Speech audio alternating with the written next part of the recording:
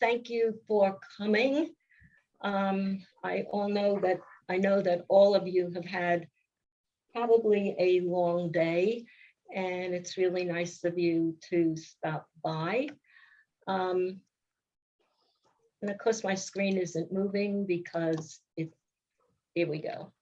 Okay, I want to begin by saying hello and welcome to my advisory board and thanking Kelly. Want to wave to everybody, Kelly. Hello, everyone. Program coordinator who helps me make this happen, and to my good friends on the advisory board who really do give me good advice. I want to thank some of our vendors who have been wonderful this year and continue to give door prizes. You can yell yay if I mention that collaborative classroom. Thank you to them. And if Amy is here, you can yell hello. Book Source, Dara, Heineman, Ali, Rosen Classroom, Yen Yen, Sundance, Sue, Blue Star Education, Lisa, Alive Studios, Jennifer. These are the people who got the door prizes. Footsteps to Brilliance, Diane. Ooh, that's great. Thank you. Oh, good. Didn't you know that? Well, you get it. I did. Good. Thank you. Well, good. Thanks for mentioning it. Benchmark, help me with your name.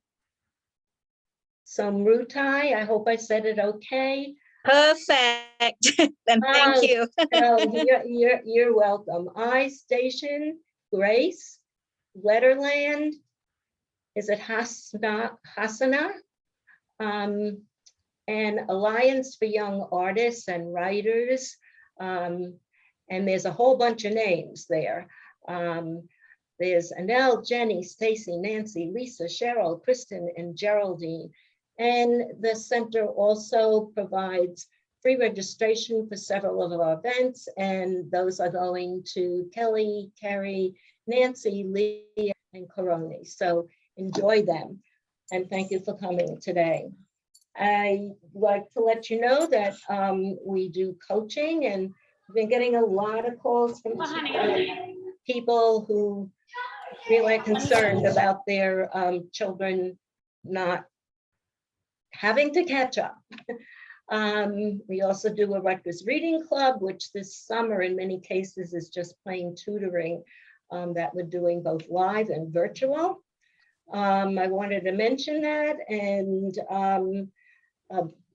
please be in touch if you're interested in your school.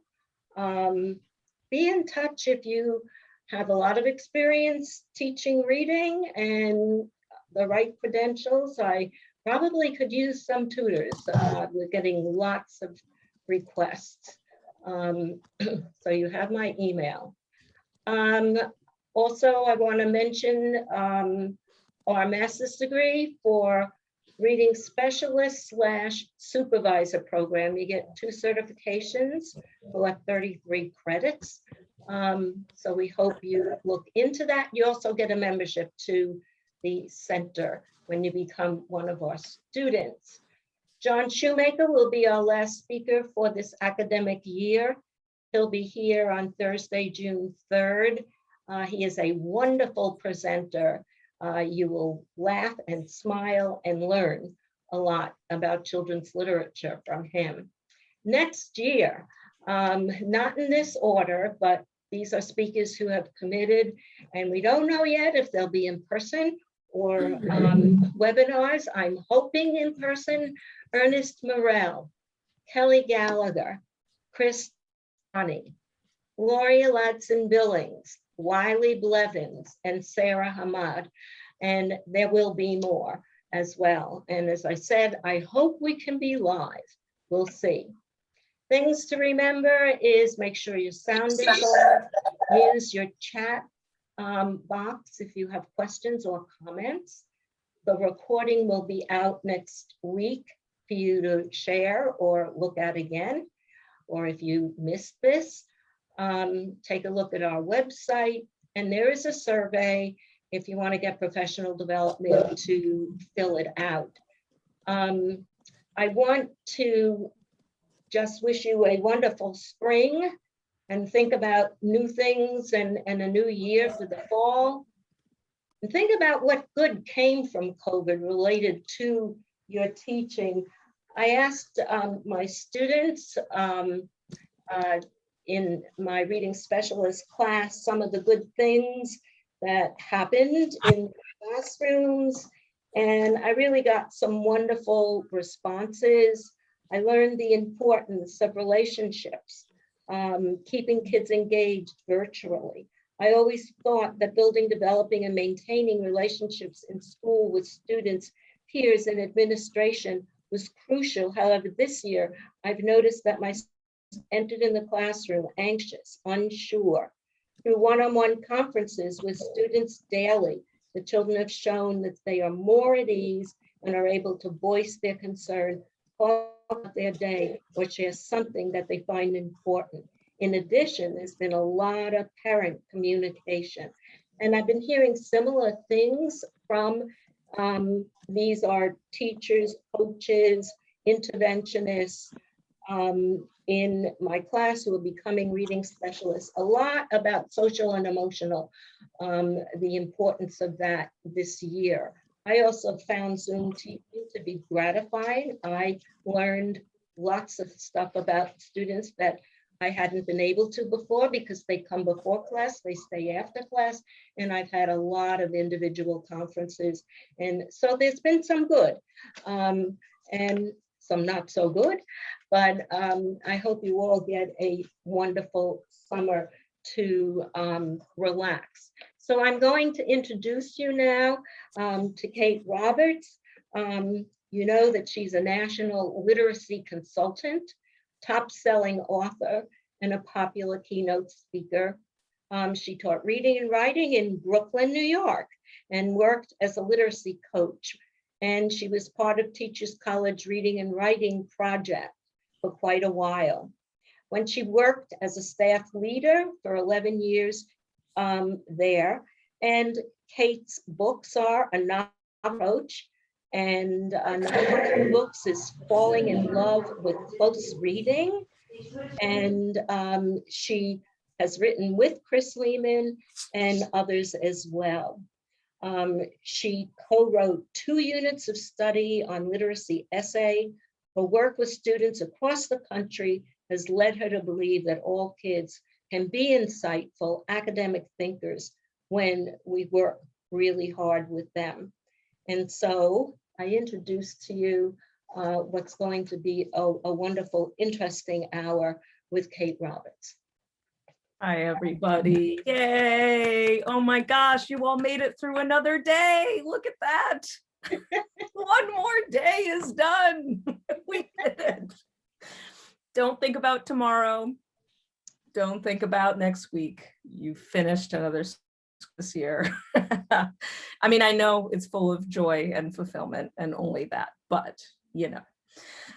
It's so nice to see some familiar faces and those of you I don't know. And I want to name ahead of time that because this is a short amount of time online with a lot of people, I'm mostly going to kind of just throw a bunch of stuff out there for you to consider and think about and struggle with.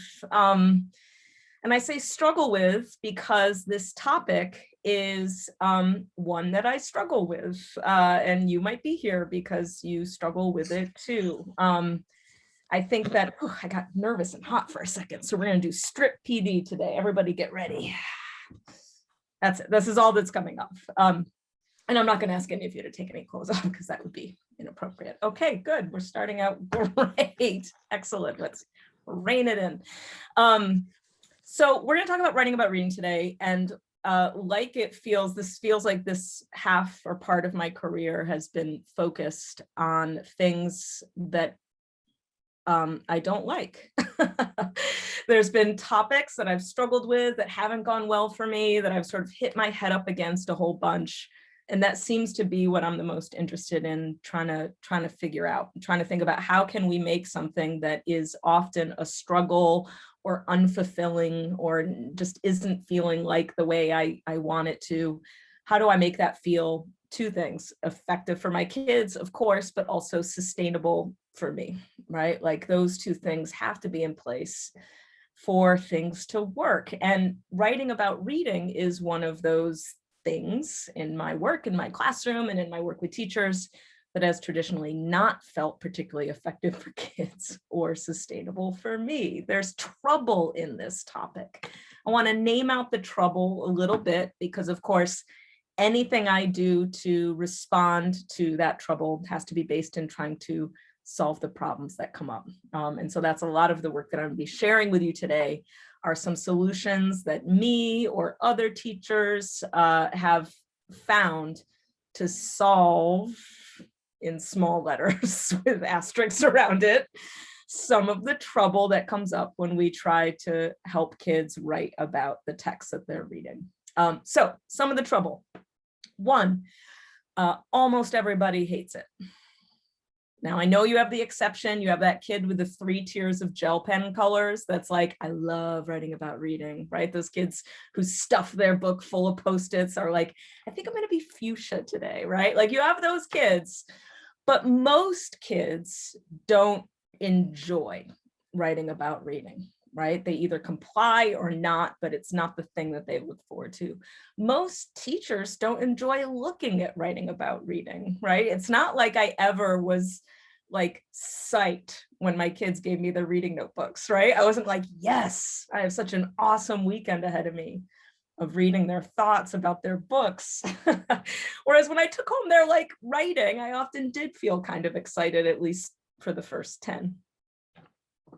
And then the next 110 came and I was maybe less excited all the time, right? But I felt this happy feeling when I was reading their writing, and writing about reading didn't give me that same feeling, right? So one issue we have is that there's real negative feelings around it. We don't like it. It doesn't fulfill us. It doesn't feel fun. It doesn't feel worthwhile. And that's the other sort of big problem we think about writing about reading. It often becomes an accountability measure, right? A kind of prove that you're doing stuff because I don't believe that you're doing things. So I need to make you write things down to somehow get the thing in the grade book that shows the community that you've done something while you've read. And that's a pretty crappy reason to do anything, right? It's not going to feel worthwhile if I'm only doing it for somebody else. Another reason that we find trouble around writing about reading is that it's connected to both of those, but it just stays the same, right? The $2 joke I make is that in September, a kid writes down he's brave. In January, he writes down she's brave. In June, he writes down they're courageous, right? And that's the big leap. It's like, it's this like steady, you don't see like, in their writing, we see growth, right? In their talk, when we're talking about books, we see like all these things going deeper and these moments of epiphany and moments of community. And then we look at their jots or their entries, and oftentimes we don't see that same arc upward. The last thing that I'll bring up that I want to solve is that when I look at writing about reading, sometimes what I see is that what we're asking students to do is to perform a skill for assessment rather than practice strategies that help get better at a skill, right? Like I'll assign a thing. I'll read a chapter with kids and be like, tonight I want you to write about the symbolism in chapter 7. And see how that's just essentially an assessment. It's almost like a quiz of saying like, hey, can you find the symbols? And then some of the kids can, and then some of the kids can't, and then we move on, right? So any system, any philosophy of writing about reading that we develop, that we co-develop, that we work on for the rest of our careers has to chip away at those problems, right? The lack of engagement, the sort of hatred around it, the fact that it doesn't feel often like it's helping students think in more powerful ways, helping them engage to books, helping them connect to books more. And that there's not a sense of that sort of accountable practice, that real practice work that I am always striving for when we're doing work with kids. So I'm going to solve all those problems in the next 40 minutes. You're welcome. Obviously not. I am going to share both my struggles. I am, however, going to present some ideas as solutions. And I want to make clear that even though I'm in charge here and I can mute you all, and I'm going to be presenting my ideas, and I might even speak about them very urgently. I certainly don't know that these are the right ideas, right? What I know is that the problems that come up with writing about reading are the ones that need to get solved. And here are some ways that people have attempted to solve them. So, please, I hope this either I truly do answer all of your questions and I give you all the solutions that will work for you. That would be great.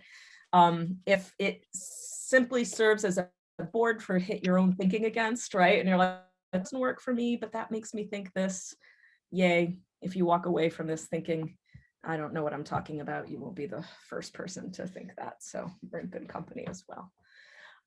Okay, so the way that I'd like to throw this out there is by thinking about the sort of evolution of writing about reading, about where that work begins and where we want it to go. And I'm basically going to use the time to go as far along the evolution as I can, because one of the things I found in my own work is that one thing that gets in the way of writing about reading is that I sometimes want kids to be further along in their evolution in writing about reading than they necessarily are with independence, right? Like I want kids to be writing powerful, thoughtful responses to text, but they're not even really sure what to annotate, right? Or what to focus on in a text. So I'm going to start from sort of the amoeba or the single-celled organism of writing about reading, moving quickly on the way up to some, I don't know, mammals or something.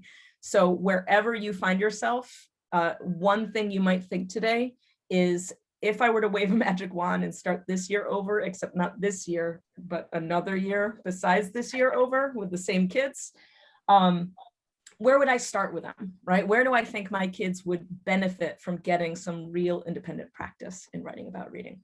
Because the first single cell amoeba, I just made up this metaphor, I don't know that it's going to work, but the first little thing that starts the evolution in writing about reading is being able to mark important places in the text. Right? Like if we look at your books from college, or if you read a book for a book club or something like that, if we looked at a book that you read with intention, you knew you had to do some thinking about, as opposed to the way I read now, which is to just turn pages until I pass out, what you'd probably find is not a bunch of Post-its. You probably would find asterisks, exclamation points, underlined pages, dog-eared pages, right? Like the way that is the most natural to write about reading is to just say, this is significant and significant, and this is significant. Now, lots of kids know how to do that, but one of the things that we notice when we do some kid watching of how kids sort of choose where to write about their reading is that they're not always particularly thoughtful about that. And sometimes kids need some teaching about when does it make sense to stop and do some real thinking.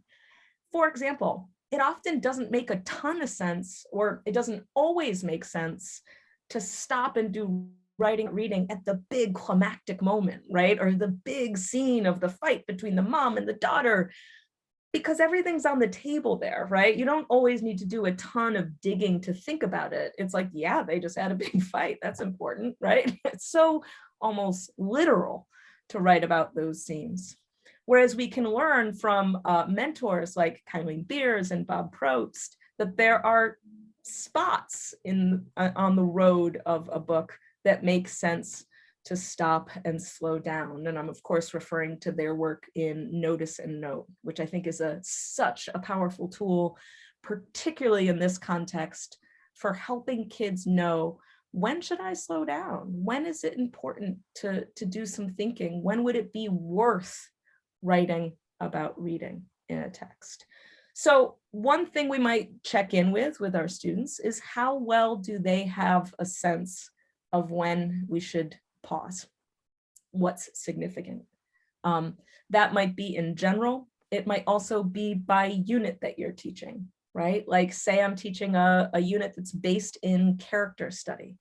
Well, that unit, it would make sense for them to be taught when are the rich places around character development that's useful to stop and think. And then maybe I move on to an interpretation or theme unit, and then we can do some thinking, okay, now when do you stop when you're thinking about themes, et cetera, right? That's gonna change and morph across the year. But I noticed that in my own classroom, I skipped that part because I thought kids should know that.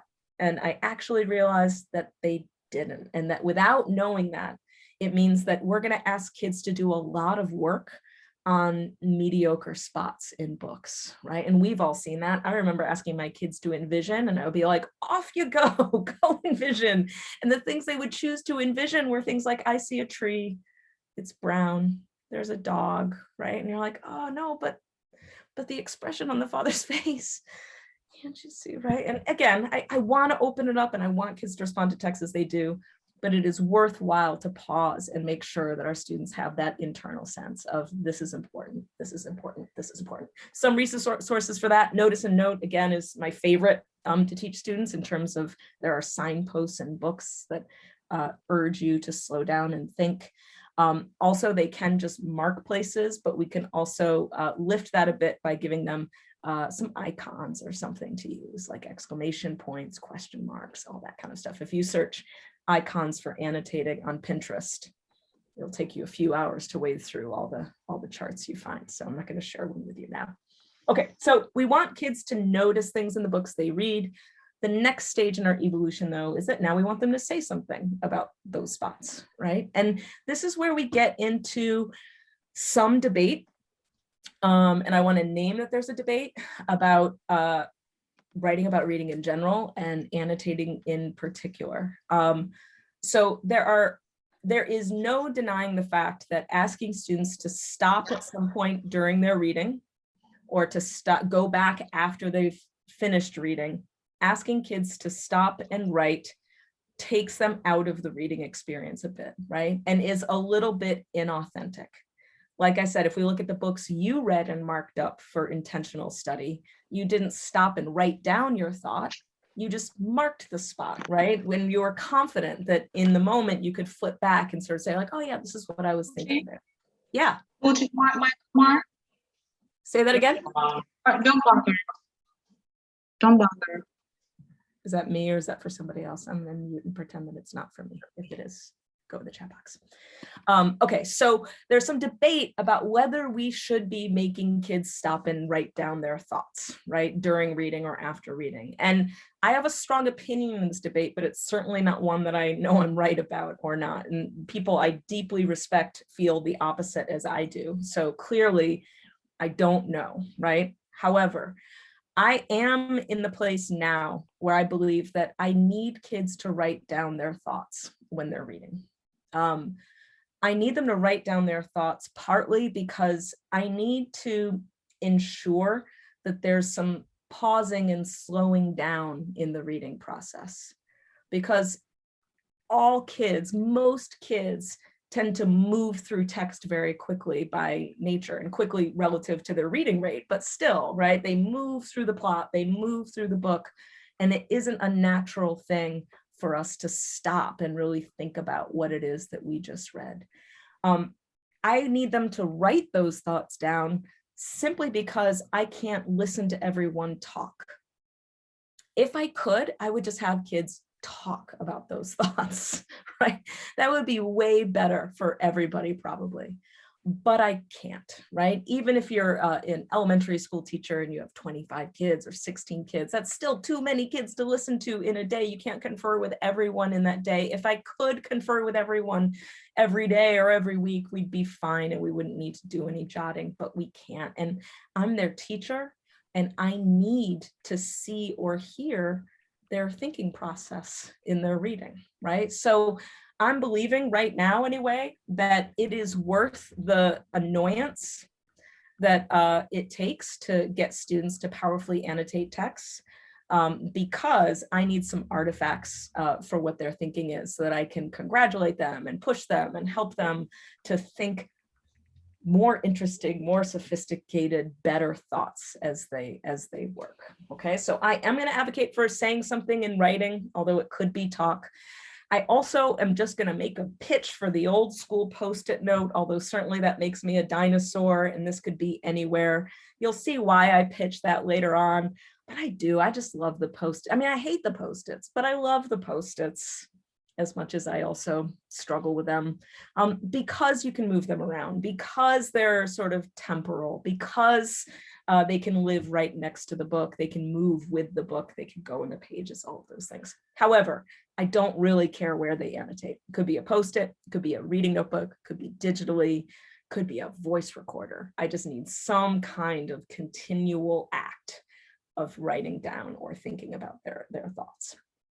So that means then that I'm going to come up with some kind of system where I'm asking students to annotate a certain amount of times when they read. And I know this is super basic, but these are things that I had to solve because, of course, kids would say to me in my classroom, and I would say, okay, so post it tonight. And then they'd be like, well, how many Post-its should we have? And I'd be like, as many as you think you need, as many.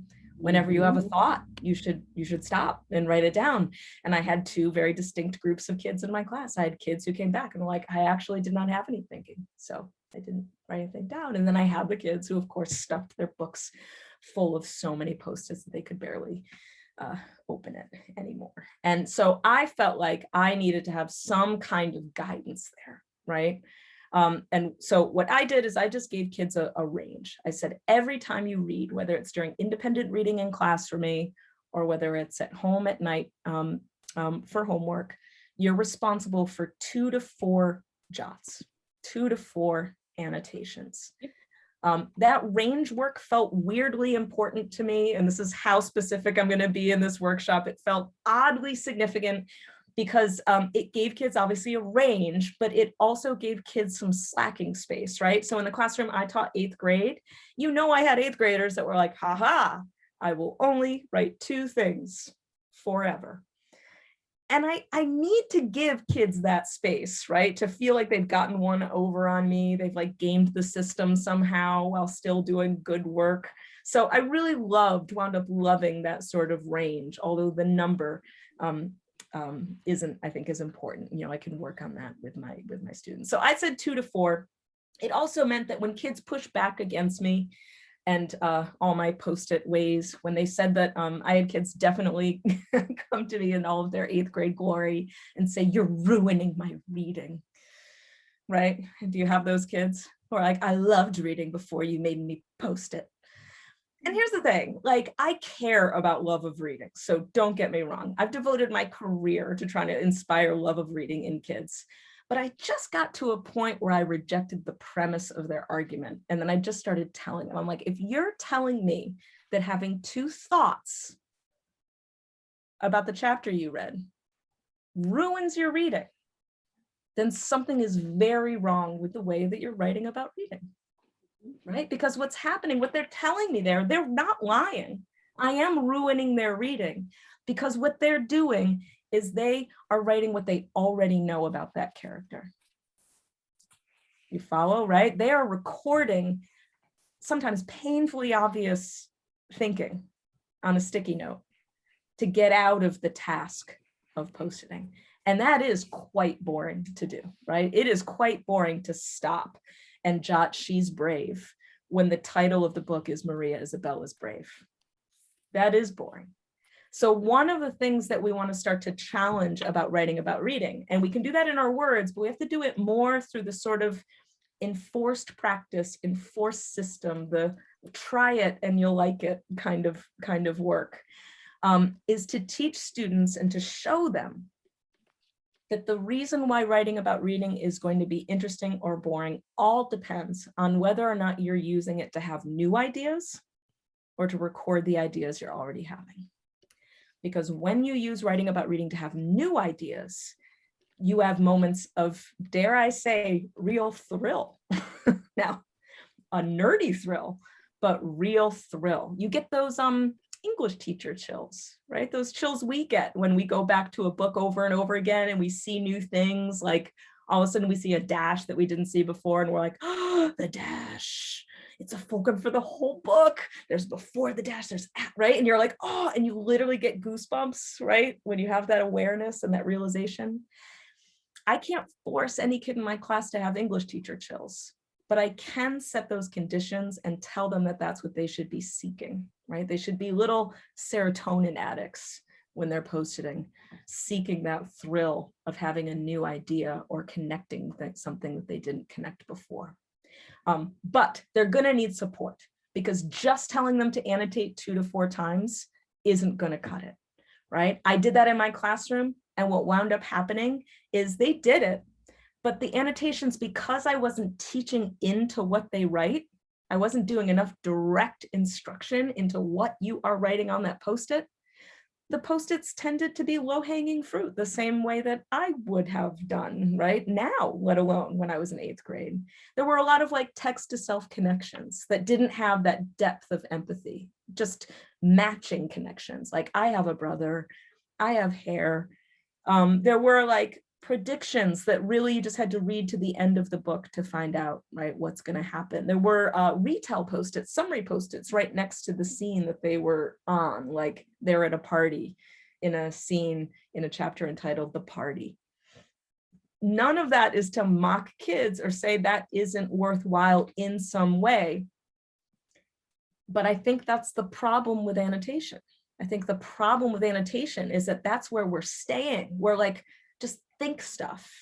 And so of course, because they're human, they take the easier thing to think about. Kids are going to need support in making those English teacher chill moments happen for them, and to make writing about reading feel like it's worthwhile. So first wave is just that we need kids to know what's important in a text and be able to have a sense of, here's where I should stop. Then we need to give them a structure for how often they should sort of reach for those moments during a reading session. In my classroom, this was sort of like a constant. It didn't really matter what unit we were in. It didn't matter what we were doing.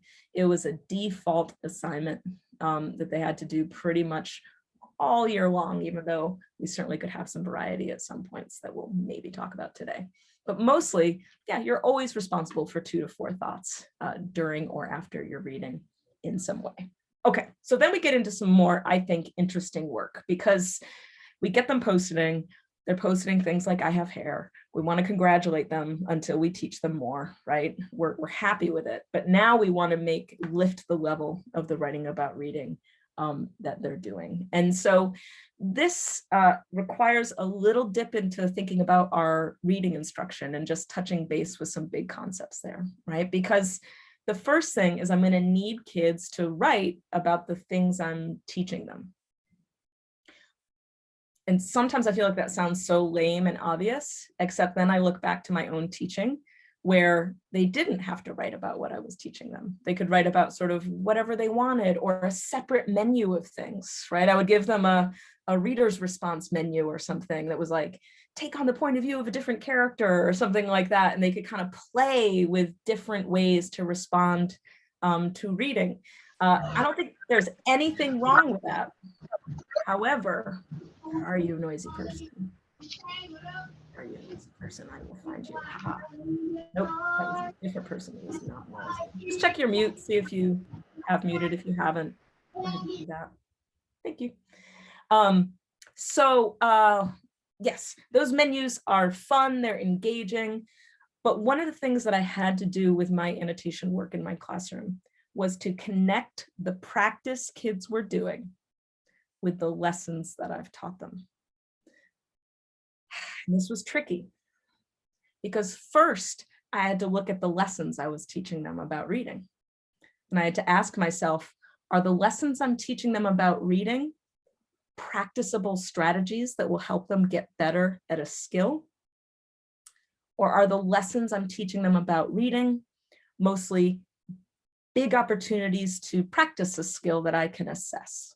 Let me explain what I mean with a couple slides here. An example I like to use when thinking about this is my son. So this is my oldest son, Bo. He's 4 here. This is my wife, but the story is not about her. I don't know why I said it like that. We're fine. I said it all resentful, like there was a problem, but we're good. So when he was 4, we realized that there were a bunch of things that he wasn't able to do that other kids were able to do. There were all these things that we wanted him to do, to take his first soccer class, to play games, to go to birthday parties, to go on vacation, to have different friends visit, right? There was all this stuff that we were like, hey, let's go to this birthday party, buddy. And he would show me, I can't, right? I don't know how. I don't know how. And for a long time, the only thing we knew how to do with him was keep exposing him to those skills, right? To keep bringing him to birthday parties, to keep enrolling him in a soccer class.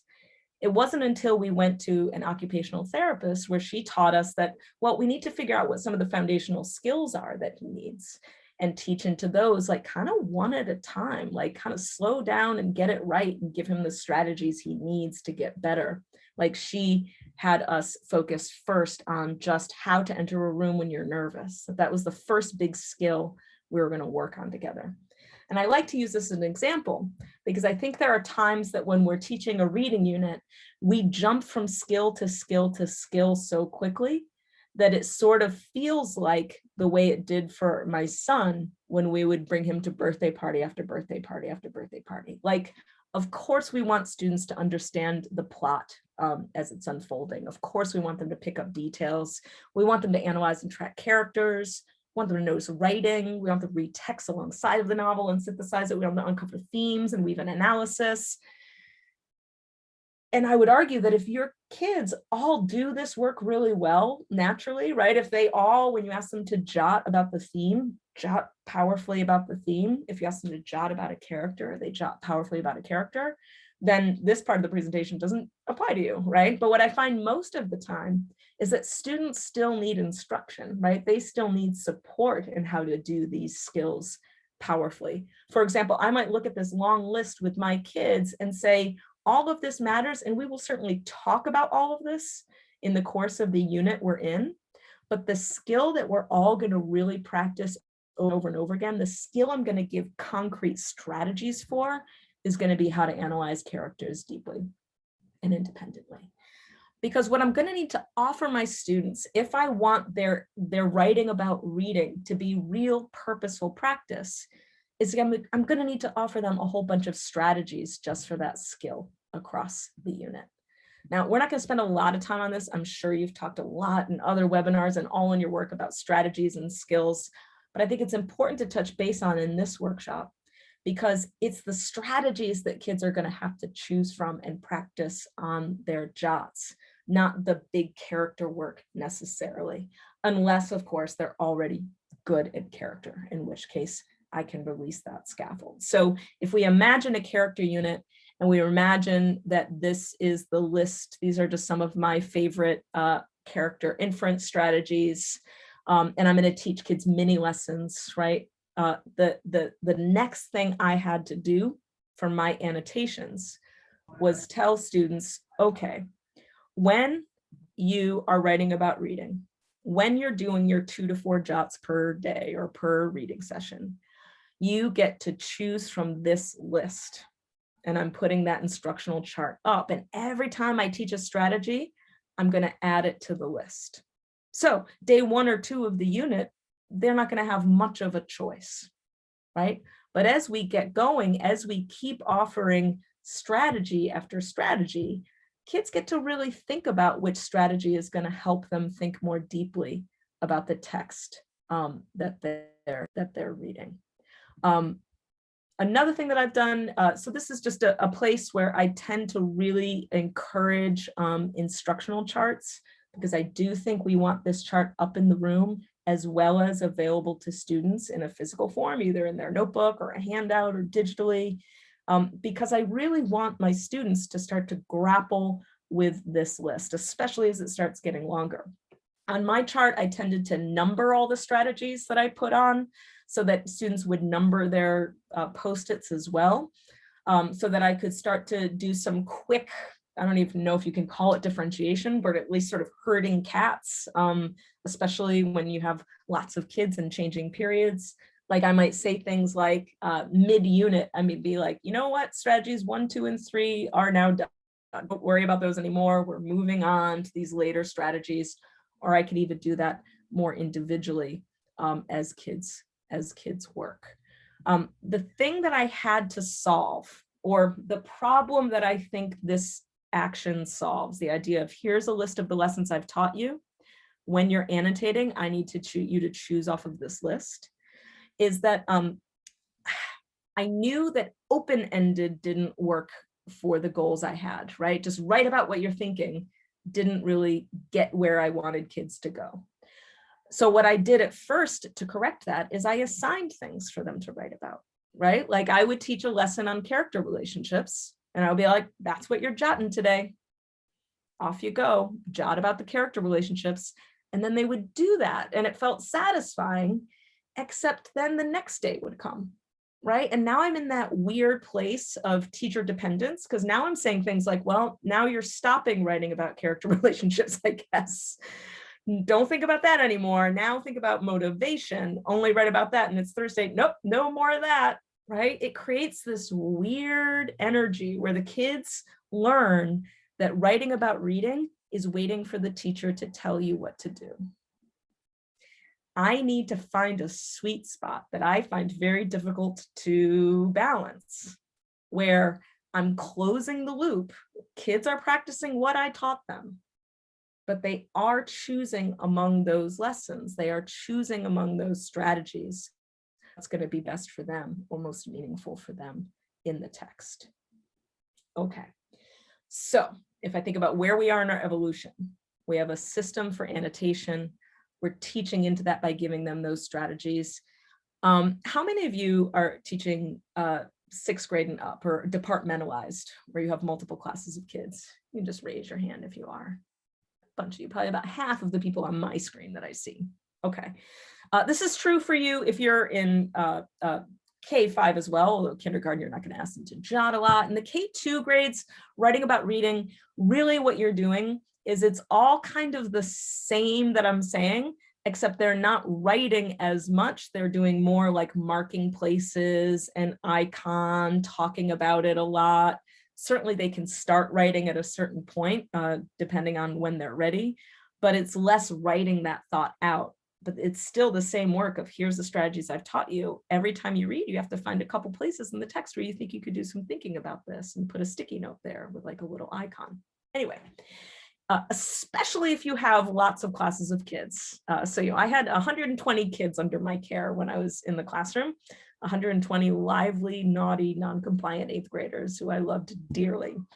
And I got this system going. The kids started annotating. They were annotating off of the list. And I'm telling you, it solved so many problems. It was so beautiful because anytime I went to talk to a kid about what they were thinking in their books, they were thinking about what I was teaching them. It was amazing. It was weird. I was like, look at you practicing character. Felt so good. Except then my first student finished a book. And he was like, held up his book with his Post-its and he was like, Ms. Roberts, what do I do with all these? And all of a sudden I was like, oh,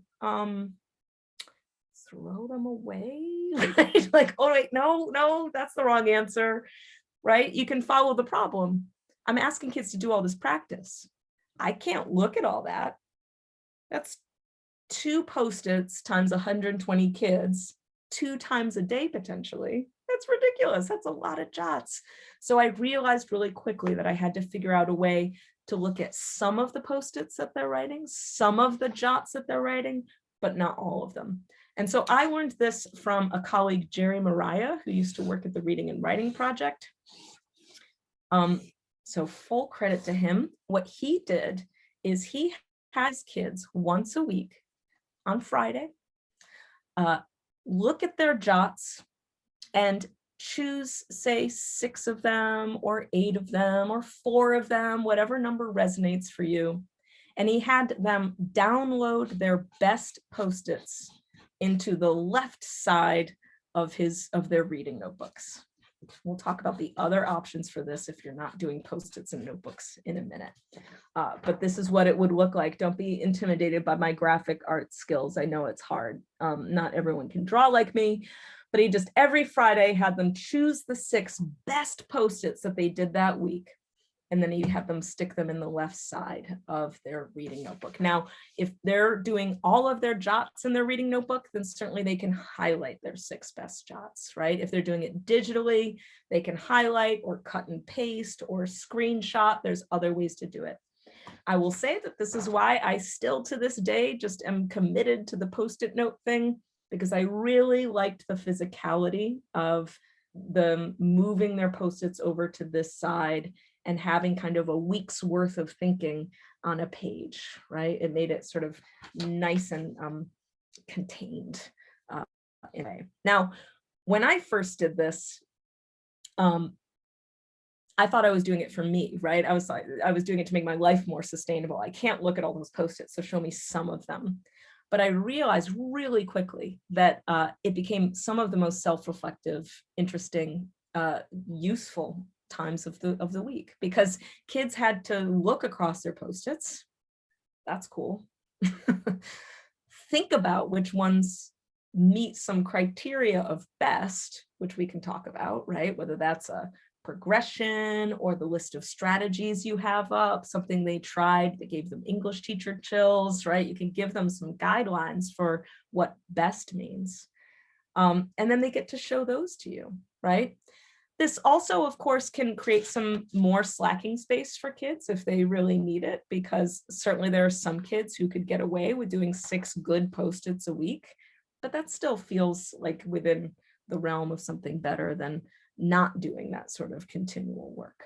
That being said, I still did check their Post-its every day, you know, for homework or classwork or something like that, so I could keep them accountable in different ways along the way as well. Do they transfer in the reader's notebook each day in class and then live in the notebook? So Ashley, no. So Ashley's question is, are they transferring Post-its every day? What I did is I had them just post it in their book. And then for like a Friday activity, I had them look across those Post-its and put the 6 best ones in their notebook. In all transparency, the first time you do this lesson, at least with 8th graders, it will take 45 minutes and you'll be yelling at them at the end of that lesson. You'll be like, forget best, you have 10 seconds, just pick a Post-it. But then you keep doing it, it gets down to about 10 minutes a week. I usually got down to the place where it would be a Thursday night homework assignment, right? Come in Friday with your Post-its transferred, because it became so automatic for students over time. So first thing I need to do is set up how many Post-its, where I'm going to do them. Then I need to make sure they're Post-iting, they're annotating off of the lessons that I've offered them so that they get that repeated practice of the skill and the strategies that we're working on in this unit. And then I need to look at some of them, not all of them, and give them a chance to evaluate how they're doing in the class, what it is that they've taken a risk on, what they've practiced, what they've tried. I have many mentors who've said similar things, like Mary Aaronworth, Cornelius Minor. Many people have said a similar sentiment, but it's certainly not mine. But it did wake me up at a certain point in my teaching career. They have told me that kids don't get better at what we teach them, they get better at what they practice, right? And we kind of get that in writing, but I think sometimes in reading, it's harder to find that place of repetitive, taught into practice over and over again, right? Here are your list of character strategies. I want you to run through them over and over and over again until you find out which ones work best for you and you figure out which ones challenge your thinking. This list also leans into that idea of the students who tell you that annotating their thoughts ruins their reading. Like I said, I think that's often because they're writing down easy things they already thought before they took the pen out, before they had the Post-its. So when I have that list of strategies, what I can say is, try a strategy you haven't thought. That is one of the ways that you're going to get that new idea, to like get that English teacher chill. Okay, so that's essentially annotation. There's of course so much more that we can talk about with annotating and teaching into it. One thing that I always linger on at this stage in evolution is helping kids not only with strategies, but also with learning progressions for the skill that we're focusing on. So if you are unaware of what learning progressions are, seek out some of that information because it's truly transformative. It just gives levels of skill practice along the way. And those of you who know learning progressions know how useful that would be when they're annotating, right? At any moment, I'm like, if they're writing their 2 Post-its, I can refer to the progression and say, hey, everybody take a Post-it and try to lift the level of it, right? Or, think about before you post it today, what your goals are, where are you trying to reach for in this unit right now? And it just keeps that movement going. If kids only annotate into the abyss without movement, without change, they will not stay engaged with it, right? If their Post-its aren't challenging them and pushing them and helping them to think new thoughts, if they're not reflecting on them and choosing which ones to show with you, I really think very few classes of kids who are going to find it a worthwhile experience that helps add meaning to their reading. It's counterintuitive because we're telling them that you have to work hard to enjoy something. But isn't that the thing about reading a little bit, right? I never want to work hard in my reading, but boy, when I talk to my friend Audra Robb about books, she's always so smart about them that I walk away being like, I love this book, right? Because she helped push me to think things that I didn't think before. I want to throw out one more thing in my last 5 minutes here, and then I'm going to linger plenty of time for anyone who, I know there's questions in the chat box that I've been ignoring because I'm just talking manically, but I'm going to offer up one more part of our evolution, and then I'll certainly linger for questions. I will say though, that if I think about it as an evolution, I want to make sure that my students are here before I sort of jump into the next phase, right? I want to make sure before I go into reading entries, which is the next phase of writing about reading, before they write long about their reading, I want to make sure they can write short about their reading, right? That they can do it continually on the go, using the tools that I'm offering them in the classroom. But the next phase in the writing about reading evolution is writing entries. Now, again, not to show you my intimidating graphic, but that means that what goes on the right side of the page, right? So if left side is annotations in my weirdly specific system, the right side now is also where I want to get to once a week. You have to write long.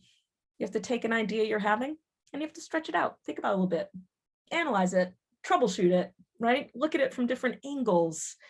And of course, this is a worthy goal. It is also very difficult to get anyone to do well. Because of course, what people want to do is summarize, right? You're like, oh, you want me to write an entry? There was a girl named Bella. She lived in Forks, Washington, and she loved a vampire, right? They want to summarize. Now, it's no fault of them. Again, I say people because I would do the same thing if you didn't tell me what to do, is they want to just get the thing done and write the entry and get to the end of the page. And boy, do I have to fight against that, like fighting against gravity, because everyone's going to lean into that summary work to just eat the space whenever they have any doubt. The thing I want to fight against in this space, at least for a little while, is paragraph writing. You know what I mean?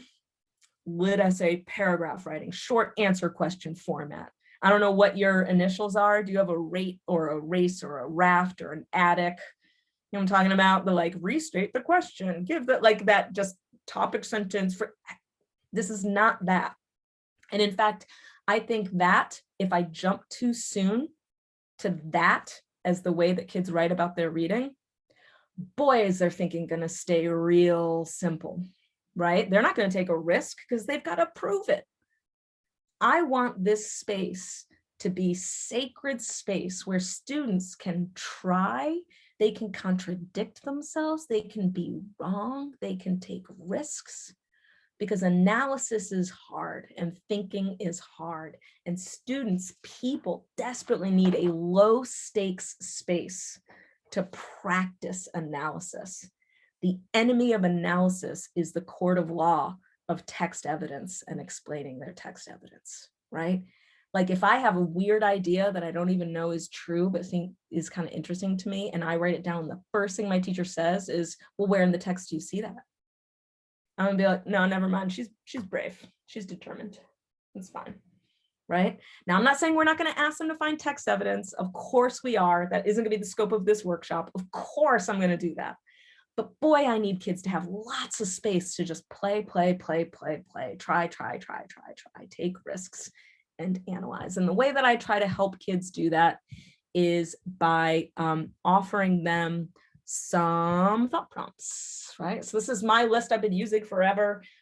You can find plenty of synonyms for these words if these are the prompts that resonate for you. But I help kids with just giving them a menu of some ways that they can like shift their thinking or move their thinking or take a different turn in their analysis. Like I think, for example, this is important because the reason for this is connects to on the other hand.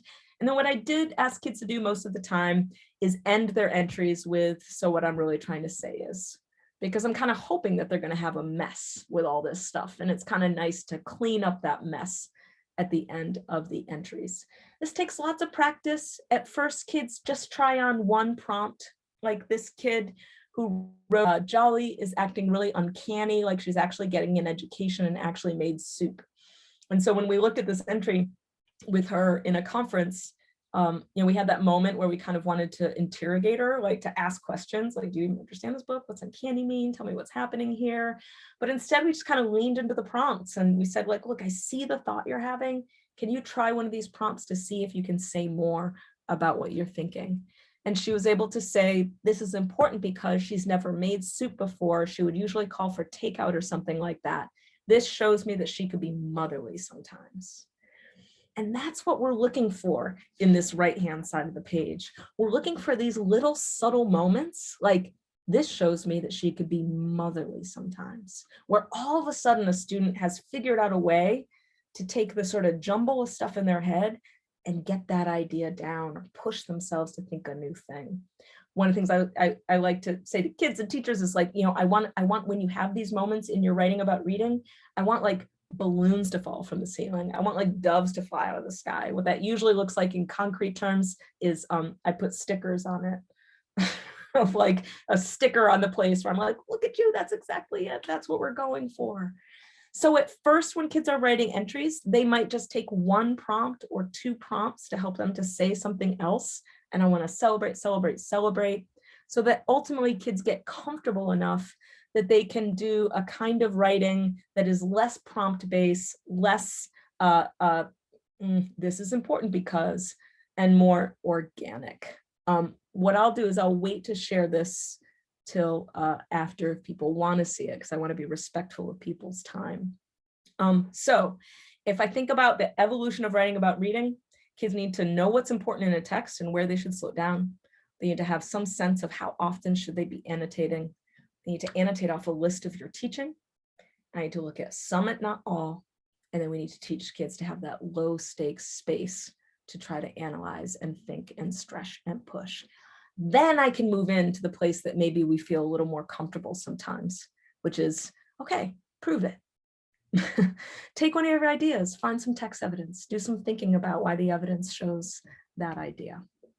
All right, I'm going to officially end here. Thank you for showing up at 4 o'clock at the end of the day. Thank you for doing everything that you're doing this year. I am lingering until at least 5:30 if you want to stay and ask questions, because I know I didn't have time to answer any, and I hope we see each other along the road. Take care, everybody. Thank you, Kate. I see 3 hands up on my right, Nancy Brown, Lisa, and I'm not pronouncing your, am I right? If you do, you can unmute and just ask Kate. Absolutely. Any questions you have? I know I wasn't able to say to stop much. Yes. Oh, I'm sorry. Go ahead, Lori. Go ahead. Okay. I just have a quick question. So one of the things that I find with my kids when they're reading, they're going through books fairly quickly, even though, and we do a lot of notice and note, we do it for fiction and nonfiction, but, and I teach 5th grade. So when they finish a book, am I just allowing them just to go right into their next book? Because in a span of a week, I do have kids who are reading 3 to 4 books. And then it's Post-it notes, like picking 6 Post-it notes is tricky. So I do ask students, like, it's so hard. I don't know, Lori, right? Because like, here's the thing. Here's the question. When do we ask kids to slow down? And when do we just shovel the coal of engagement into their reading furnace? I need students to do both, right? When I have them in 5th grade at some point. If they're going to middle school, it's probably going to slow way down in many cases for kids because they just don't have the volume of books for the kids that they have, even if they're a reading workshop school. So my thing would be probably, although clearly I don't know, right? But my instinct would be to ask students to choose one book to share about in their notebook. Do you know what I mean? So if you're reading 3 books in a week, cool. I want you to think about one of those more deeply than the others, right? And you're going to share in your notebook and do your long write about the one that you think is the most interesting. And then you look at those books that they're reading in 5th grade and think, are they challenging enough? Are you slowing down enough? Like, I don't know that 3 books a week, I'm psyched. It's a good problem to have, right? Like, boy, I wish that was my problem with most of my 8th graders. But it still presents a problem, right? Which is that's a different kind of reading. And I want to make sure that they're also able to do a slower, deeper study of a book that maybe is a little trickier for them, right? So I could imagine a year in my 5th grade where at the beginning of the year, we're like, read, yes, yes, yes. And then somewhere in the middle of the year, I'm like, okay, readers. Now I want to show you the beauty of slowing down and choosing a book that's a little harder, right? And choosing a book that you might have to reread some parts in that are worth rereading. Does that make sense?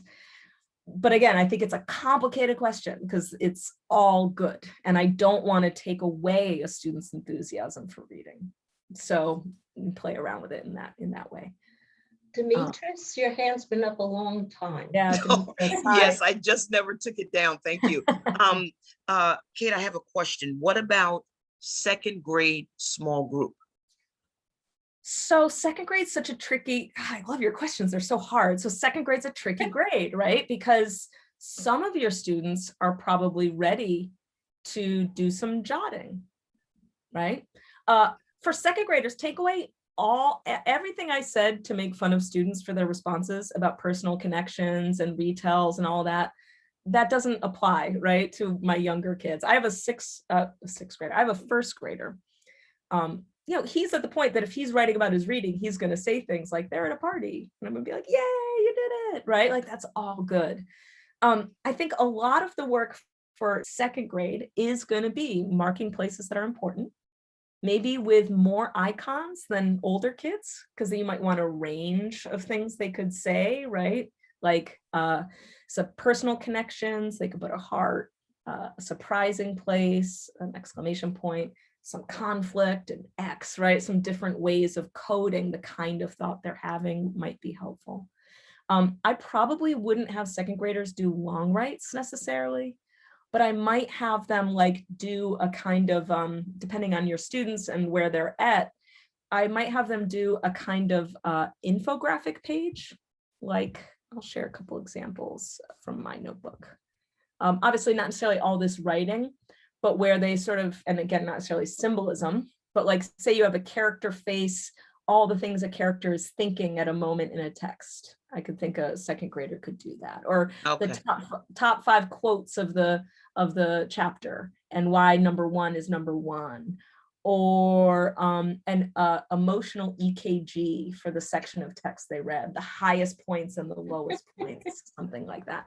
I do this a lot in classes also, older kids. I do these infographics with kids who, I get this page going, this entry going, and everyone's psyched about it at first because they get English teacher chills and we share them out loud and it's good and there's lots of talk. It's really exciting, but it's not like kids are excited for months to write entries, right? So like when I'm feeling that mutiny on the bounty feeling where every time I'm like, it's entry time, the kids are like, no, I'll shift into infographics so that they can have a practice of that too.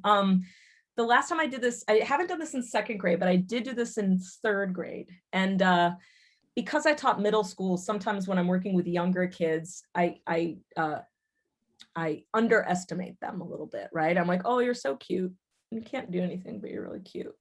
Not anymore. Now that I have a 1st grader, I know what they can do, but I used to.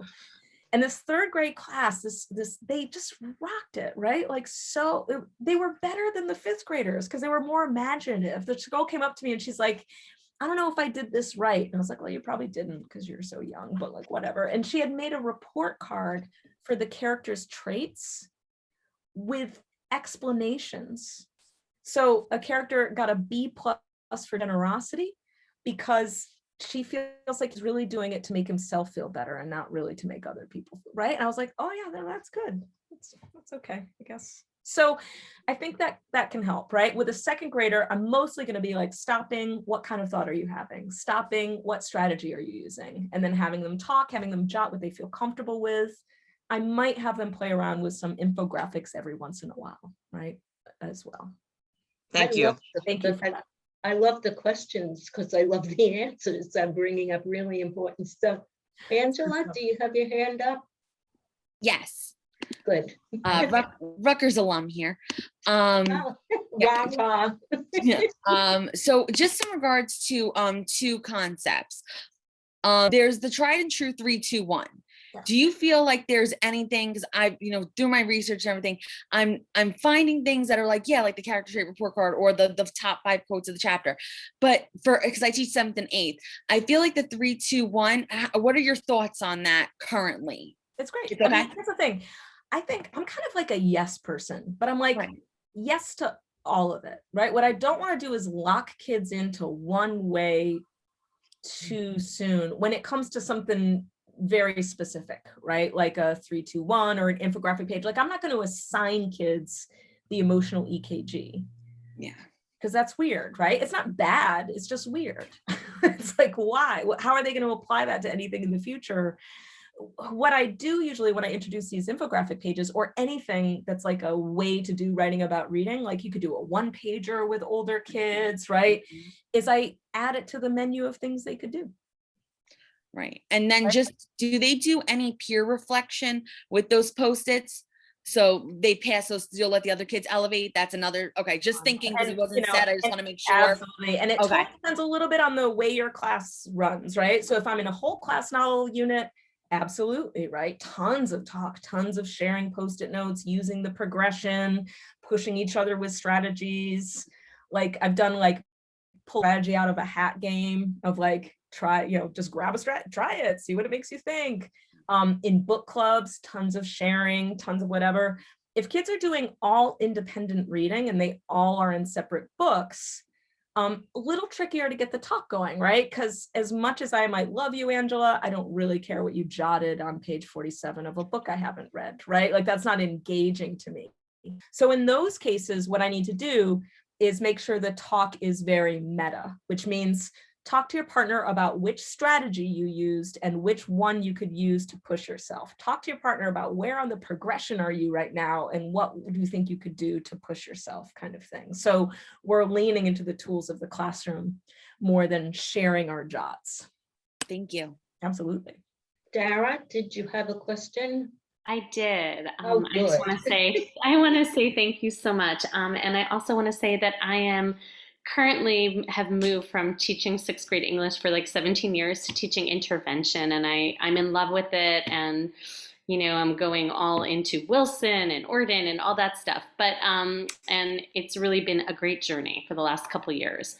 My question is, how do you scaffold differently for intervention and for skills fragile readers? Yep. And I'm thinking there's got to be more plot summary, but then you get to that character. I just kind of want to hear your take on that. So I'll say my big take, which is much bigger than really we have time here for, but I'm going to say it anyway. I'm listening. I believe that we have to figure out the sort of tier 1 instruction first and clarify it so that there's room for real differentiation for all kids. Mm-hmm. What I mean by that is that I'm in a lot of classrooms, my own classroom, where I'm teaching so many things to the whole class that then the kids who need intervention, like, what am I supposed to be focused? Like, what am I doing right now, right? Like, I kind of just need help to keep my head above the water of all the things that my teacher is telling us to do. Mm-hmm. That, of course, as we know, is not good for all kids, right? It's the tried and true truth of teaching. We learn the most from our intervention teachers, from our special education teachers, of things that all students need in our classroom and just aren't saying. So one is, my dream would be that the whole class is working on like character analysis, as what I say to kids is, it's your main mission, right? But every kid in this class is also going to have a side mission.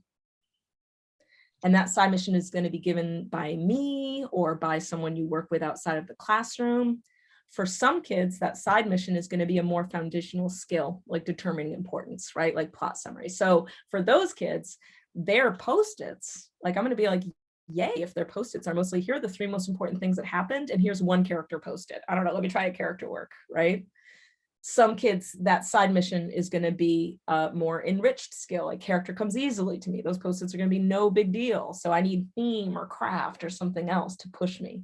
A lot of kids are just going to do more character work for their side mission along a progression from where they are, right? It's tricky to get going, but one of the things I find is if I'm not being really clear in my whole class general education teaching of what the 1 or 2 real goals are in my reading units, the whole thing gets so messy that I don't know how to differentiate whether I'm in the classroom or pulling a small group out. Does that make sense? In the meantime, what I would do, like until you wave a magic wand and can control how your whole school is, I just would do that as dark ops. You know, I would say, like, what foundational skill does my student need the most repetitive practice in right now? And I would make sure that my time with them is giving them that repetitive practice with lots of confidence. So if the class is doing every skill under the sun in a whole class novel that they can't read, right? I'm going to help them with 3 plot points per chapter and helping them to get really independent in that and confident in that ability. It's imperfect, but it's like, how do I make the work as meaningful as possible? Thank you. Absolutely. Leanne? Hi, Leanne. Yes, hi. Thank you so much, Kate, for this. I feel like you've taken such a difficult subject and made it so manageable. So my question for you is, we're heading into nonfiction book clubs as we end the year. And so my question to you is, how do you envision the jotting taking place and pulling the jots? Because what I find is the kids are just writing down all of these facts, and the way our unit works, it does build to something, but a lot of times it's sort of a so what. So I just was curious if you could put on sort of a nonfiction lens and tell us basically what you've said. How do you see that in a nonfiction genre? I love that question so much, and I love all of your questions so much, and I love all of you so much. Okay, those questions are like my favorite questions I've ever been asked in the Writing About Reading workshop. Okay, nonfiction is, I think, mostly different, but also the same, right? It needs a different job for kids to do every time they read, slightly. Here's what I think that job should be right now. Right now, what I ask kids to do when they're reading nonfiction, informational nonfiction, narrative nonfiction, they can do the same thing. Narrative nonfiction, jot the same way, right? But informational texts, I need them to choose chunks of the text that they're going to read versus scan. And then they can scan wherever they want, but then I need them to read and take notes. And then I want them to tag those notes with some kind of skill work, depending on what the skill is that we're teaching. And the reason why I say that is that, you know, say I'm teaching a main idea unit. There's just this step, this barrier in nonfiction, which is the freaking facts. You know?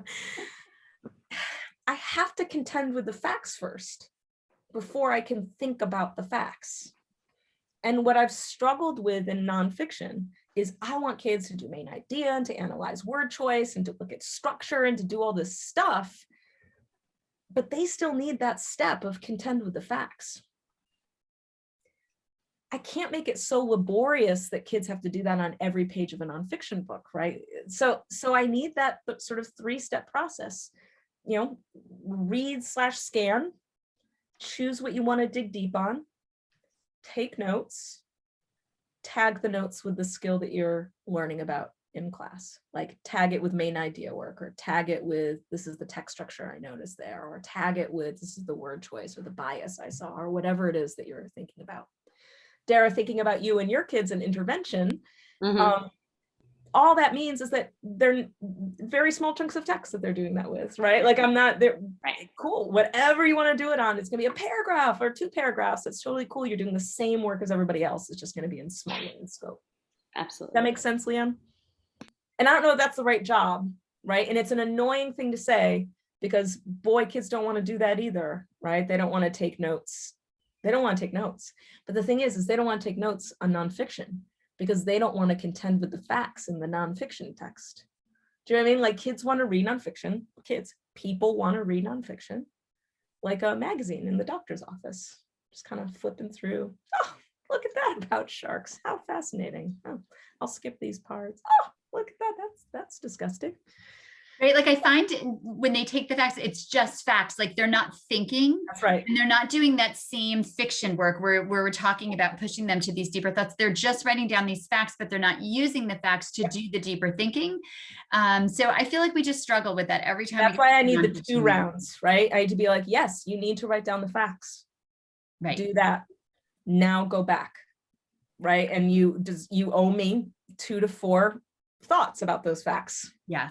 Based on the teaching. And that's the rhythm that I want to keep getting into. And LaMonica's bringing up Notice and Note Nonfiction is another great resource for that same idea of when should they slow down, that same question of, well, what should I take notes on, right? What should I spend this time on in this book that I don't want to spend time on? Yeah, that questioning part of it is really what gets them thinking beyond, because they'll notice something and sometimes it's not even anything that's important, but it's that questioning that really gets their mind going, and then using those answers to the quotes and using your tactics of really writing about reading just really flourishes where they started with just one little text evidence piece and then just exploding on a page. That's huge. It's huge. And I think it's a bigger question, of course, because sometimes as an English teacher or in my ELA work, I want my nonfiction reading to do everything that I need it to do for nonfiction reading for the kids forever. But it's usually only like 1 unit a year, right? Or maybe 2 short units in my reading work or in my English classroom. And so of course, the bigger question in nonfiction reading is how do we take that same idea of learning how to take notes really independently and quickly without a lot of fuss, and then learning how to tag those notes with ideas and questions and notice a note and all that, and figure out the relationship between the English classroom and my content area work. Because, you know, my personal belief is that as a reading teacher, especially in the departmentalized schools where your colleagues don't have the training that you do, it works best typically if I'm kind of lifting the skills up. Like, okay, kids, I'm going to teach you some note-taking strategies, but then I have to hand it to somebody and please do this a lot. Please do it over and over again, or else they're never going to learn it, right? And then the next year they're going to come to me and they're going to be like, what do I have to do? And it's like, nuts. So it's again, it's all complicated, wonderful questions. Anybody else who has one more question? Those were really good. And the answers were just as good as the questions. So I want to thank you all. I just empathize with how difficult this year has been and how you're all, you know, so still eager to learn and, you know, get better at what you do.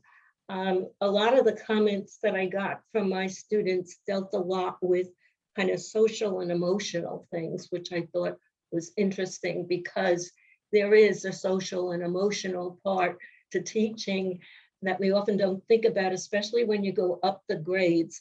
As an early childhood teacher, it was drummed into us. It's a social, emotional, physical, and intellectual part of the child. All of these parts you need to think about. And I only taught early childhood, and then teachers love their content as the kids get older and they forget about the social and emotional parts. And this pandemic kind of made us think about it. So this was from one of my students.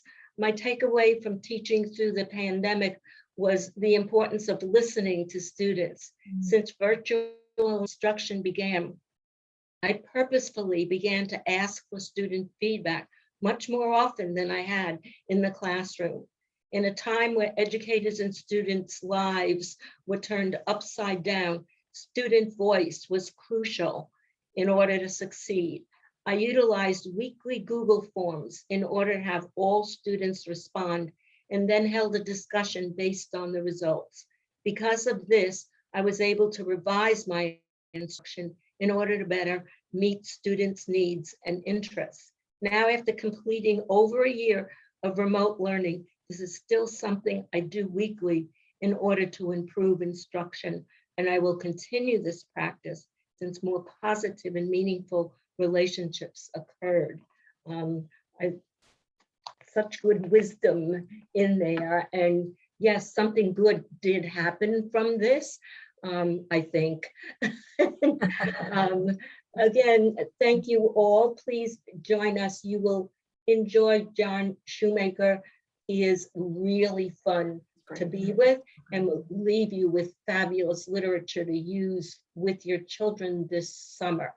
Okay, with a show of hands, how many of you would come live next year? Oh, thank you for raising your hand, just to make me feel good. They're gonna be small and elite. Elite. Elite, Oh, well, meaning, I like for that. special people to come out into the world. There's nothing like doing stuff live. And once you get there, I think you'll understand that. And Rutgers is so careful about everything. They may make me find out if you're vaccinated or give you a test as you walk through the door. Again, thank you, everyone. Thank you, Kate. Just wonderful. And yes, you can unmute and clap loud if you want to. Yes, yes, yes. Clapping back at you. Nice. Thank you, And everybody. have a wonderful weekend. Be well, and I'll see you next time. Thank I feel like you. a Bye, everybody. TV. I'll see you